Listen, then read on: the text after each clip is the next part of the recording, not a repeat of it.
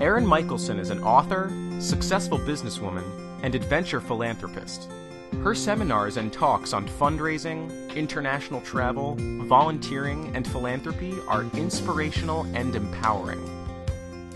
Erin and her work have been featured in national publications and broadcast media such as National Geographic Traveler, NPR, Fox News, and the Huffington Post.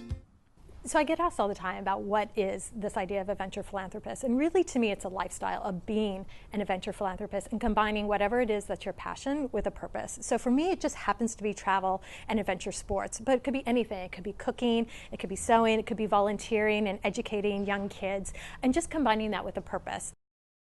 Through her recently published book, Adventure Philanthropist, Great Adventures Volunteering Abroad, Erin chronicles her 2-year journey traveling to all 7 continents and more than 60 countries volunteering with humanitarian organizations. Erin shares what she learned during her epic adventure about pushing boundaries, measured risk-taking, and continual learning, skills that translate into our everyday lives. I knew I wanted to build a water well. 50% of Africans lack access to clean water. 80% of the disease in developing countries is due to poor drinking water and sanitation. And every day, 5,000 children die from water-related illnesses. Bringing clean water was very important to me. So here's actually the actual well. The well that existed was unfortunately contaminated with E. coli because it was only 7 meters deep. The new well was over 20 meters deep and was able to provide clean water. The possibilities of personal giving are endless. Erin shares experiences of other adventure philanthropists who are helping save the environment, empowering women and girls, and improving living conditions for those in need around the world. So let's meet Beverly. And she went to Nepal on a yoga retreat. And every time she left where she was staying, on her way to the yoga retreat, she saw a mother and 2 little boys actually living by the side of the road. And then one morning, a few weeks in, the mother wasn't there. She had abandoned her children. Beverly is an amazing adventure philanthropist, somebody like you and I, a small businesswoman, and she opened up a home, a children's home called Home with a Heart, and she now houses 40 little girls and pays for their education. Beverly taught me that we all have talents to share that can really and truly change the lives of individuals.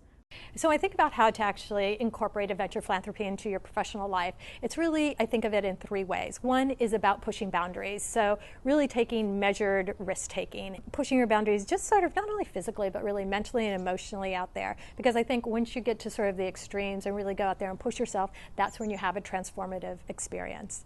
It's also about continued learning, right? Being really knowledgeable about the cultures and communities, not only where you're working here in your own backyard, but the affiliates and the offices all over the world with your company. And thirdly, of course, it's about giving back. So giving a donation, whether it's through the matching program with your corporation or just your own donation, about volunteering your time and your expertise. Organizations really, really need your professional talents, whether you're an accountant or a DJ or a physical therapist. There are ways that you become involved in every level. Erin has shared these topics with corporations such as Microsoft, retail outlets like REI, colleges and universities across the country.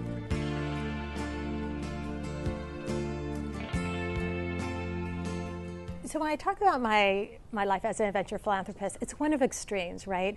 I mean, for somebody to go off like I did and travel around the world for 2 years, all 7 continents, 62 countries, it's not something that I advocate for everyone. What I do advocate is actually incorporating bits of being an adventure philanthropist into your personal and professional lives, right? So whatever you're doing here locally in your own backyard, you can become involved. Or as you travel, to take an extra day or take one of your free days and go and do a volunteer experience with the lion cubs in Zambia or with the children's home in Nepal and really get to know the cultures and communities on a deeper level.